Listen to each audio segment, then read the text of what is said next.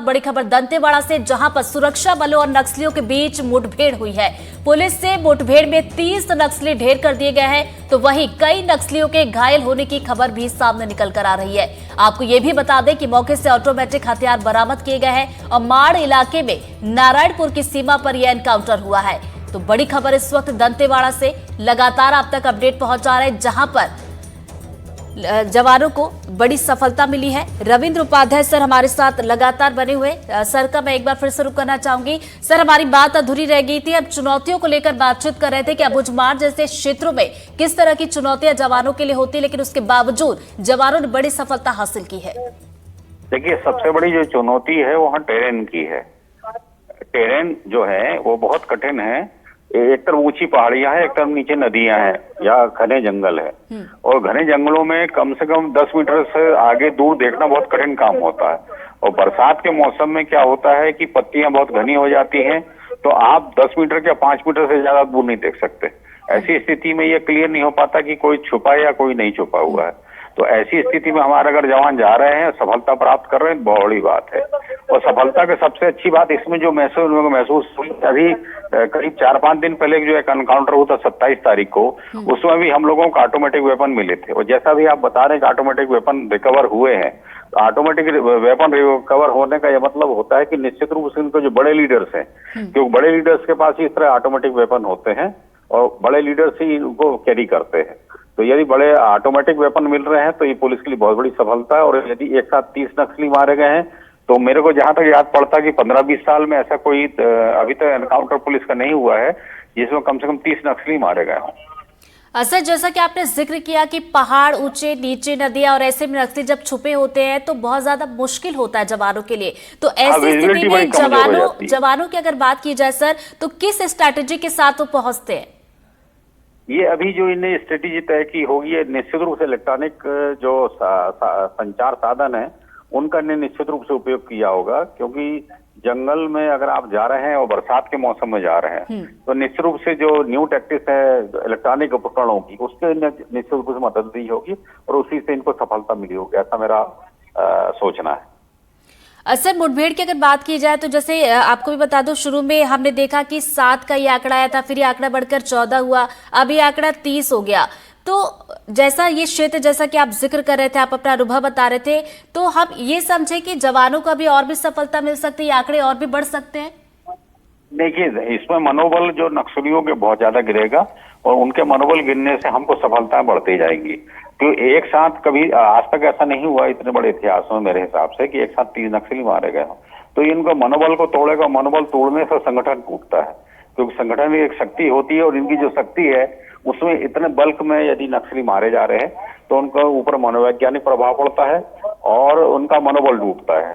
और उनके जो संगी साथी जो अन्य लोग हैं उनके ऊपर भी एक विपरीत प्रभाव पड़ता है, मनोवैज्ञानिक प्रभाव पड़ता है। और ये संगठन में लोग आने से हिचकेंगे और दूर रहेंगे और उससे नक्सली जो विचारधारा है वो भी टूटेगी और एक तरह से पुलिस का भय भी व्याप्त होगा।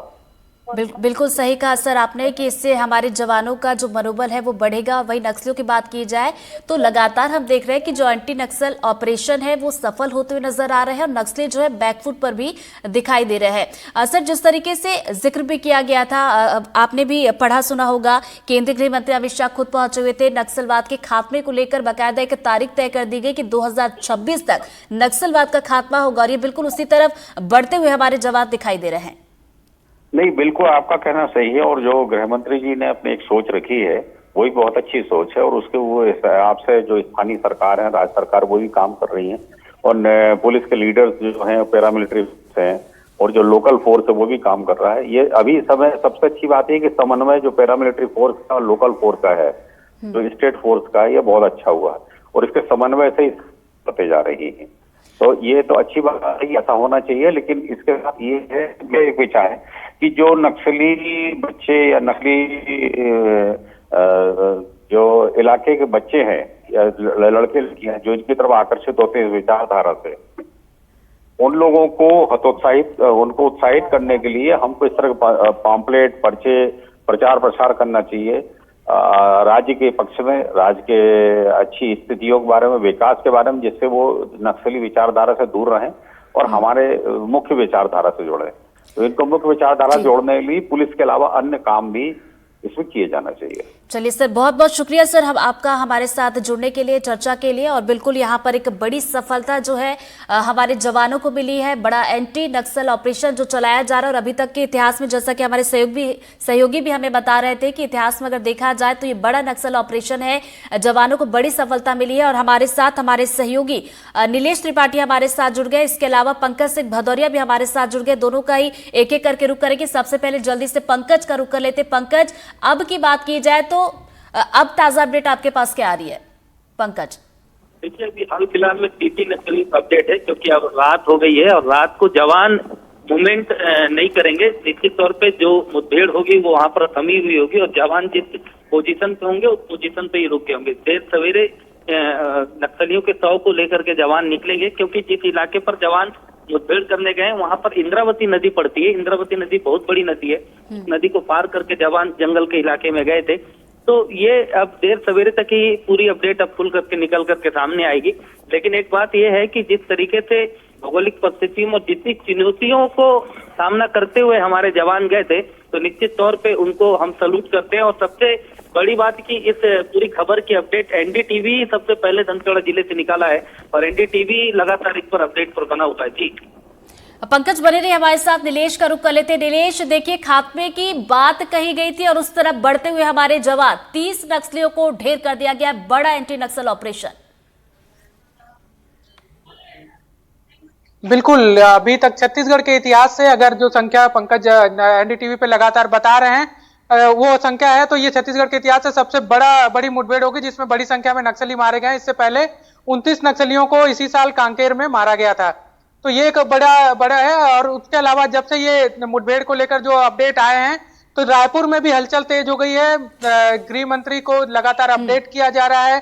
जो उच्च अधिकारी हैं वो एक एक चीज की सूचना दे रहे हैं और वो भी लगातार जो अधिकारी हैं उनके संपर्क में है और एक एक अपडेट इस मुठभेड़ को लेकर दे रहे हैं। एक बड़ी इत्तेफाक ये भी है ऋतु, आज की बात करें कि आज दंतेवाड़ा और बीजापुर जो 2 घोर नक्सल प्रभावित इलाके छत्तीसगढ़ के हैं, जो जिले हैं, वहां आज खुद सीएम पहुंचे हुए थे।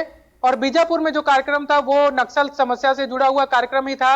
वहां पर जो नक्सल पीड़ित परिवार हैं उनको अनुकंपा नियुक्ति और युवाओं से बातचीत करने का सिलसिला चला है मुख्यमंत्री का।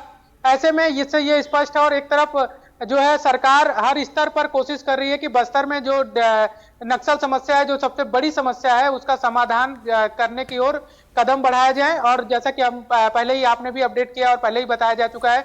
नीलेश, यहाँ पर आपको रोकना चाहूंगी। पीके मिश्रा जी हमारे साथ जुड़ गए, जो कि पूर्व एडीजी भी है।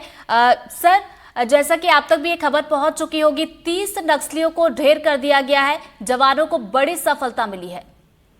बिल्कुल, दंतेवाड़ा में जो हुआ नारायणपुर में, ये बहुत बड़ा सफलता है और उसमें काफी हथियार, it's a very big incident जिसमें सिक्योरिटी फोर्स ने बहुत सफलता कायम किए हैं और वहां पर काफी नक्सलाइट्स को मार गिरा है और बहुत तादाद में उनसे हथियार भी एके और एसएलआर और मैगजीन्स और एम्यूनिशन उनसे बरामद हुए हैं। ये इंफॉर्मेशन और इंटेलिजेंस बहुत तकरीबन अर्ली मॉर्निंग पता लगा था और तकरीबन 1 बजे उनसे कांटेक्ट स्थापित हुआ। उसके बाद दोनों साइड से फायरिंग भी शुरू हुआ। लेकिन जिस तरीके से ये तैयार होकर के गए थे सिक्योरिटी पर्सनल, उन्होंने उनका मुंहतोड़ जवाब दिया और इसमें काफी नक्सलाइट ढेर हो गए। मैं इतना बड़ा सफलता के लिए वो सिक्योरिटी पर्सनल को सैल्यूट करता हूं और ये देखने को मिला कि इस स्टेट में बिल्कुल नक्सलाइट्स बिल्कुल सफाया हो जाएगा। जिस तरीके से प्रधानमंत्री जी बोलते हैं, अमित शाह जी बोलते हैं, बिल्कुल नक्सलाइट्स यहाँ से बिल्कुल निकल जाएंगे। और जिस तरीके से ऑपरेशन चल रहा है, कोऑर्डिनेटेड ऑपरेशन चल रहा है और उनका लॉजिस्टिक्स। सर, आपको यहाँ पर रोकना चाहूंगी। डिप्टी सीएम विजय शर्मा जी हमारे साथ इस वक्त जुड़ गए। सर, जिस तरीके से छत्तीसगढ़ में नक्सलवाद को खत्म करने के लिए मुहिम चलाई गई, तारीख तय की गई और उसी तरह बढ़ते हुए हमारे जवान दिख रहे हैं। जी बिल्कुल, आज भी मुठभेड़ हुआ है और उसमें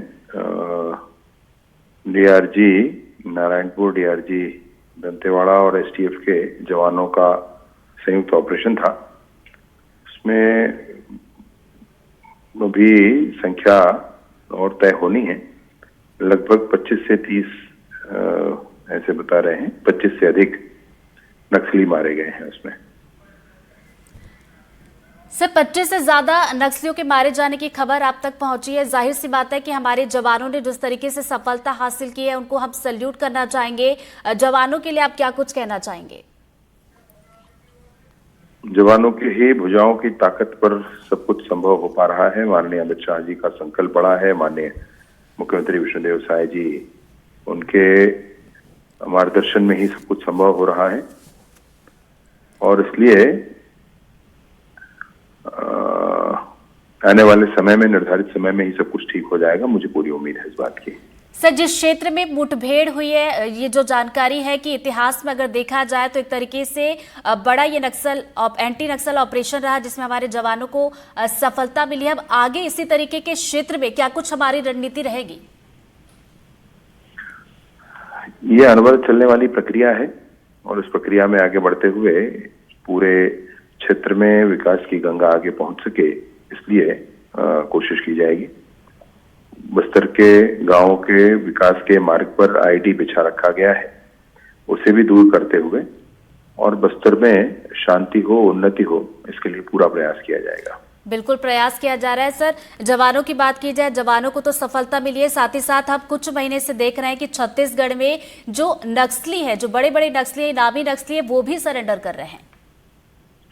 जी, सरेंडर की अच्छी पॉलिसी और भी आने वाली है अभी, और उसके बाद आने वाले समय में मैं सोचता हूं कि सरेंडर करके ही सब लोग मुख्यधारा में जुड़ेंगे।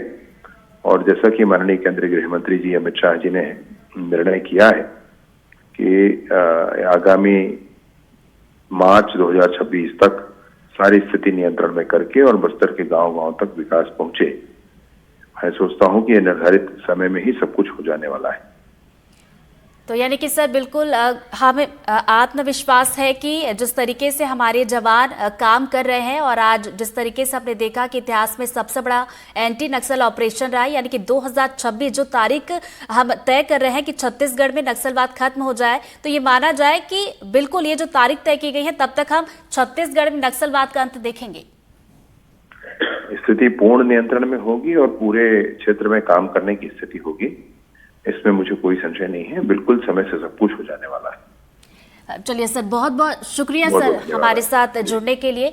तो डिप्टी सीएम विजय शर्मा जी हमारे साथ जुड़े हुए थे और सर ने बताया कि 25 से 30 नक्सलियों के मारे जाने की खबर जो है उन तक जानकारी है और इसके साथ साथ ये भी बताया कि जिस तरीके से केंद्रीय गृह मंत्री अमित शाह ने मार्च 2026 तक छत्तीसगढ़ में नक्सलवाद के अंत की बात कही है, उसी दिशा में हमारे जवान बढ़ रहे हैं और उसी दिशा में हमारे जवानों को एक बड़ी सफलता मिली है। उन्होंने जिस तरीके से आज काम किया उसके हौसले को हम भी सलाम करते हैं, हम भी अपने जवानों को यहाँ पर सैल्यूट कर रहे हैं। और चलिए, हमारे सहयोगी हमारे साथ लगातार बने हुए हैं। एक बार जल्दी से नीलेश का हम यहाँ पर रुक कर लेते हैं। नीलेश, डिप्टी सीएम विजय शर्मा को भी हम सुन रहे थे, उन्होंने भी साफ साफ यही कहा कि जो तारीख तय की गई है और हाल फिलहाल की बात की जाए तो छत्तीसगढ़ में नक्सलियों को लेकर स्थिति बिल्कुल नियंत्रण में चल रही है। बिल्कुल, जो दावे हैं और जो आंकड़े हैं दोनों ही एक दूसरे को सपोर्ट कर रहे हैं और जो सरकार के ये दावे हैं कि हम नक्सल समस्या के समाधान के लिए हर स्तर पर काम करेंगे, चाहे वो जमीन पर जाकर विकास का काम करना हो या फिर नक्सल जो लोग संगठन से जुड़ गए हैं उनको वापस बुलाने के लिए अगर उनकी कोई इच्छा है कि ये चीज सरकार दे दे तो वो वापस आ जाएंगे। जो संविधानिक तरीके से हो सकता है उसकी भी कोशिश है और तीसरी और सबसे अहम कोशिश कि जहां लड़ाई लड़ने की जरूरत है तो उस मोर्चे पे बहुत ही प्रबलता से और बहुत ही तेजी से लड़ाई भी लड़ी जा रही है। ये आज जो एनकाउंटर में इतनी बड़ी सफलता मिली है, लेकिन लगातार बस्तर के अलग अलग इलाकों में अगर हम खबरें देखेंगे तो हर दूसरे दिन हर तीसरे दिन किसी न किसी इलाके में जवान जो हैं बहुत ही सक्रियता से सर्चिंग कर रहे हैं और वहां मुठभेड़ की खबरें आ रही हैं। जैसे आज नारायणपुर और दंतेवाड़ा के बॉर्डर पर एक टीम निकली थी, वैसे ही कल सुकमा में इसी तरह की एक मुठभेड़ हुई थी, उसमें भी जवान जो है वो भारी पड़े थे नक्सलियों के ऊपर। और इसके अलावा नारायणपुर में, कांकेर के अंदरूनी इलाकों में, बीजापुर में लगातार मुठभेड़ की सूचनाएं आ रही हैं। पिछले करीब एक महीने से हर दूसरे तीसरे दिन जवान जो है वो सर्चिंग में निकल रहे हैं, या तो नक्सलियों को मार के ला रहे हैं या नक्सली सरेंडर कर रहे हैं या फिर नक्सली वहां से भाग रहे हैं। ये सबसे अच्छी बात है। पिछले लगभग 1-2 महीने की कि जवानों को कोई नुकसान नक्सली नहीं पहुंचा पा रहे हैं। इससे ये साबित होता है कि किस रणनीति से जो है वो सुरक्षा बल के जवान काम कर रहे हैं और किस रणनीति से सरकार आगे बढ़ रही है।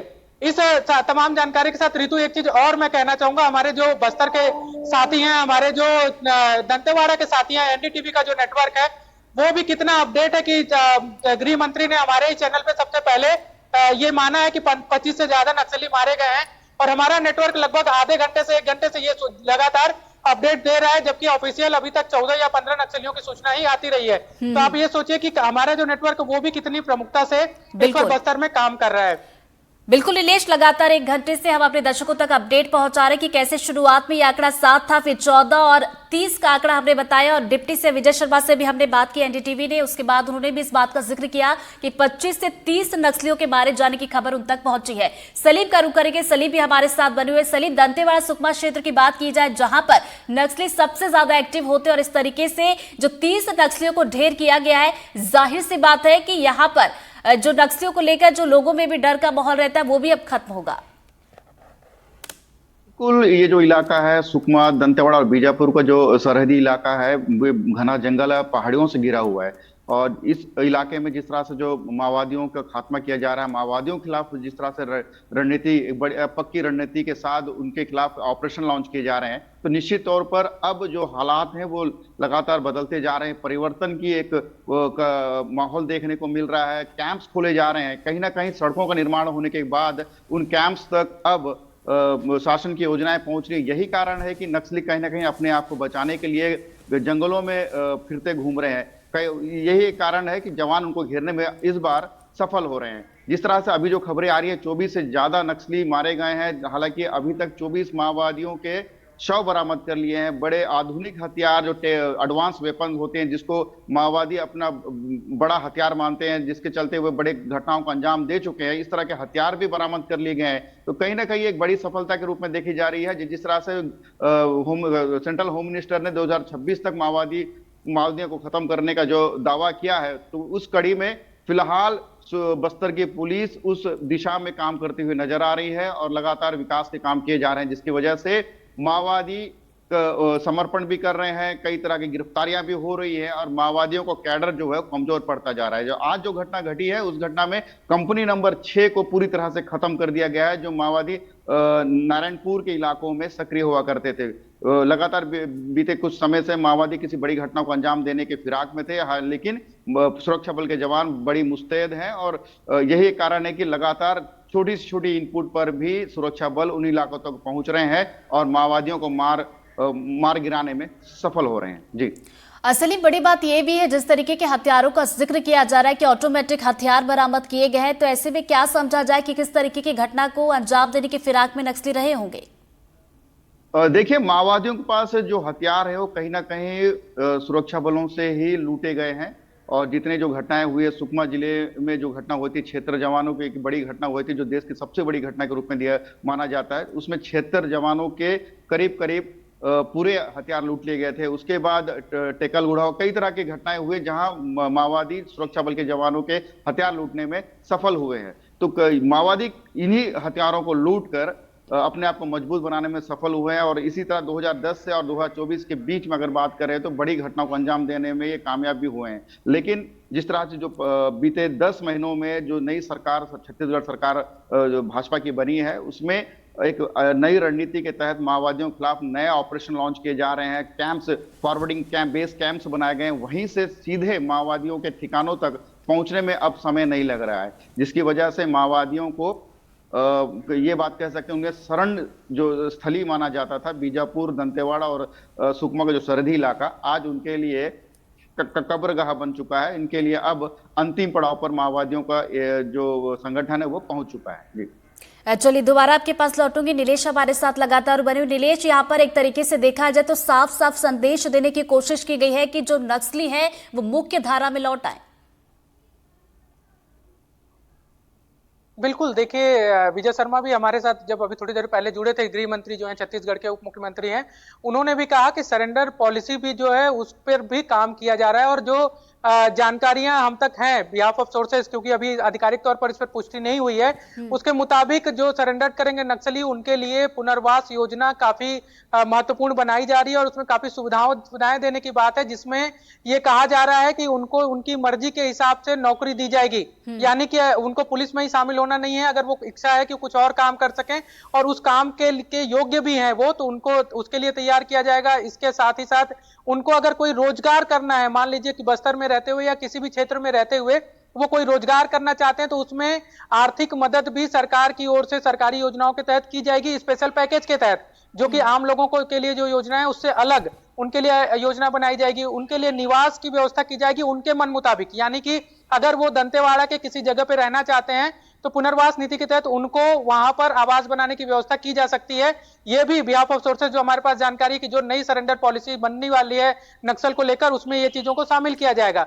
इसके साथ साथ उन्हें प्रशिक्षित भी किया जाएगा कि अगर वो कौशल विकास करना चाहते हैं, कुछ ऐसा बिजनेस करना चाहते हैं या एंटरप्रेन्योरशिप के लिए कुछ करना चाहते हैं, तो उनको कौशल रूप से तकनीकी तौर पर विकास करने के लिए स्पेशल ट्रेनिंग दी जाएगी। ये भी एक बड़ी जानकारी हमारे पास आई है कि जब नक्सल सरेंडर पॉलिसी को लेकर भी सरकार काफी ज्यादा सजग है और बहुत महत्वपूर्ण बिंदुओं को लेकर आ रही है, ताकि वो लोग जो कि किसी कारणवश नक्सल संगठन में चले गए और अब उनकी इच्छा मान लीजिए कि 100 में से 10% भी ऐसी हो रही है कि अब उनको उस संगठन में नहीं रहना है, तो उनको लुभाकर वापस मुख्य धारा में लाया जाए। इसके लिए भी सरकार पूरी तरह से कोशिश है और जो हमारे पास जानकारी है उसके मुताबिक इसी साल 2024 में ही उसको लागू भी करने की तैयारी की जा रही है। हो सकता है 1 महीने में कर दिया जाए, हो सकता है 1-1.5 महीने में, जो भी नीति सरकार की बने। लेकिन जब भी ये नीति लागू होगी तो ये एक तरफ, जब जैसा कि मैं पहले भी कह रहा था कि एक तरफ जहां पर ये इस तरह की कोशिशें की जा रही हैं कि उस क्षेत्र में जहां पर माओवादी अपने या नक्सली अपना सबसे ज्यादा कोर इलाका मानते थे, वहां के ग्रामीणों को बहलाते थे, फुसलाते थे, डराते थे, जो भी कह लें, या उनको समझाकर सरकार के खिलाफ लेकर आते थे, उन इलाकों में सरकार की पहुंच हो रही है। सरकार की पहुंच मतलब फोर्स की पहुंच नहीं है ऋतु, इसमें सरकार की पहुंच वो भी है कि जो सरकारी योजनाएं हैं, जैसे कि शुद्ध पानी मिल जाना, जैसे कि सड़क पहुंच जाना, जैसे कि राशन मिल जाना, जैसे कि स्वास्थ्य की सुविधाएं मिल जाना, स्कूल खुल जाना, ये पहुंचना सरकार का पहुंचना होता है। तो अगर सरकार इस तरह से सिर्फ कैंप नहीं बल्कि इस योजनाओं के साथ भी, जो नैद नल्लार योजना चल रही है कि सिंगल विंडो पे वहां के लोगों को जहां पर भी नए कैंप खुल रहे हैं उसके 5 किलोमीटर के रेडियस में जितने भी गांव हैं, जितने भी जरूरतमंद है, और सरकार की जो भी योजना है सबसे पहले इनको मिले और इनका लाभ भी मिलना शुरू हो जाए। न सिर्फ कि योजना पहुंची, कई जगह देखा जाता है कि सरकारी राशन दुकान खुल गई है लेकिन वहां राशन नहीं है, सरकारी बिजली पहुंच गई लेकिन बिजली आती नहीं है। ऐसा नहीं होना है, वहां पर बिजली अगर आ रही है तो बिजली जलनी भी चाहिए, बल्ब भी जलना चाहिए, जो सुविधाएं हैं वो भी पहुंचनी चाहिए। इस पर काम कर रही है सरकार। इसका लाभ ये मिल रहा है कि जो आम नागरिक हैं जिनके खिलाफ फोर्स के मन में फोर्स के प्रति डर हुआ करता था, फोर्स के प्रति नफरत होती थी, वो अब जो है वो उसमें बदलाव हो रहा है और जो नक्सलियों के जो बहकावे में आ जा रहे हैं उससे बच रहे हैं। दूसरी बार और जो नक्सली संगठन में चले गए युवा हैं या फिर जो आम आदिवासी हैं, वो उनके लिए एक ऐसी पॉलिसी बनाकर कि वो वापस मुख्य धारा में जुड़ जाएं, उनके हिसाब से चीजें की जाएं, उस पर भी काम किया जा रहा है। और तीसरा सबसे महत्वपूर्ण बात, जैसा कि मैं पहले भी कहा था कि एग्रेसिव मोड में फोर्स को पूरी ताकत के साथ अंदर भेजा जा रहा है, सर्चिंग में भेजा जा रहा है कि किसी भी स्थिति में अगर मुठभेड़ हो तो आपको नुकसान ना हो, आपको नुकसान कम से कम हो और जो विरोधी हैं उनको नुकसान ज्यादा हो, उस पर आप काम करिए। इस एक्शन प्लान के साथ आप बढ़िए। जैसे आज की भी मुठभेड़ की बात कर लें तो इसमें ये सिर्फ ऐसा नहीं था कि फोर्स निकल गई थी और एकाएक नक्सली टकरा गए। बाकायदा जो जानकारी आ रही है, इनपुट पे 2 जिलों की एक टीम बनी जिसमें सीएएफ के लोग भी शामिल किए गए, डीआरजी वो जो डिस्ट्रिक्ट रिजर्व गार्ड जो में वो लोग हैं जो स्थानीय लोग हैं ज्यादातर, जिनको उस इलाके की समझ है, जिनको उस इलाके की परिस्थितियां पता है, भौगोलिक स्थिति से जानते हैं, उनकी दोनों जिलों के लोगों को शामिल किया गया, फोर्स के और सीएएफ को शामिल किया गया और एक बहुत ही संयुक्त और सुलझी हुई रणनीति के साथ आगे बढ़े। और जो इनपुट था उस पर अभी तक जो दावे किए जा रहे हैं कि 25 से 30 नक्सली मारे गए हैं, न सिर्फ 25 से 30 नक्सली मारने की बात कही जा रही है लेकिन यह भी जानकारी आ रही है कि इसमें कुछ बड़े लीडर भी थे। अब AK-47 जैसे हथियार बरामद होना यानी कि बड़े लीडरों का मारा जाना, ये भी पुख्ता होता है क्योंकि ऐसे हथियार बड़े लीडर के पास ही नक्सल संगठन में होते हैं। तो ये पूरी तरह से ये कहा जा सकता है कि अब जो है सरकार हर मोर्चे से, चारों दिशाओं से अपनी कोशिश है कि नक्सल समस्या का समाधान बस्तर और बिल्कुल, छत्तीसगढ़ से नक्सल किया जाए। समस्या का समाधान क्या हो, इस पर काम लगातार किया जा रहा है। विकास भी हमारे साथ जुड़ गए, विकास का भी रुख करेंगे। विकास, चूंकि देखिए अब अंधेरा हो गया है, मुठभेड़ को लेकर यही जानकारी आ रही है कि मुठभेड़ अभी भी चल रही है। ऐसे में किस तरह के चैलेंजेस होंगे जवानों के लिए? हालांकि अभी तक की बात की जाए तो 30 नक्सलियों को हमारे जवान ढेर कर चुके हैं।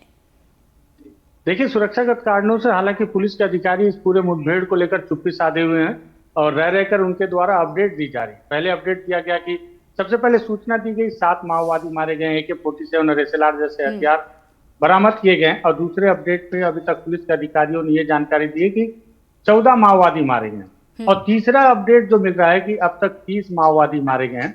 इसको लेकर हालांकि पुलिस के किसी भी अधिकारी ने कुछ बोलने से मना किया है। उन्होंने कहा है कि अभी इंतजार करें, क्योंकि सुरक्षा बल अभी भी जंगलों में रात हो चुकी है और अभी तक जवान लौट कर नहीं आए। हालांकि पहली दफे नहीं है कि जब मुठभेड़ के बाद जवानों को रात जंगलों में बिताना पड़ रहा है। बीते कुछ समय से जो लगातार सफलताएं मिल रही हैं, उसके पीछे जवानों ने रणनीतियां बदली हैं, ऑपरेशन करने की रणनीतियां, जंगलों में चलने की रणनीतियां। इसके पहले कई दफे आप देखते होंगे कि मुठभेड़ होती थी अंदरूनी इलाकों में, जब फोर्स पहुंचती थी तो सबसे पहले उनकी लोकेशन आउट हो जाया करती थी और माओवादियों को पहले इस बात की भनक लग जाती थी कि बड़ी संख्या में फोर्स आ रही है और माओवादी उन्हें अपने ही एम्बुश में घेरने की कोशिश करते थे, जिससे जवानों को भी नुकसान होता था। लेकिन अब लगातार अबूझमाड़ के उस इलाके में आप अगर ध्यान दें पुराने आंकड़ों को, तो लगातार माओवादियों को नुकसान हुआ है। बड़े हथियार बिल्कुल, माओवादियों को यहाँ पर नुकसान हुआ है और इस पर हम आगे भी चर्चा करेंगे। आप सभी हमारे साथ बने रहिए। छोटे से ब्रेक के लिए रुक रहे हैं, फौरन लौट रहे हैं।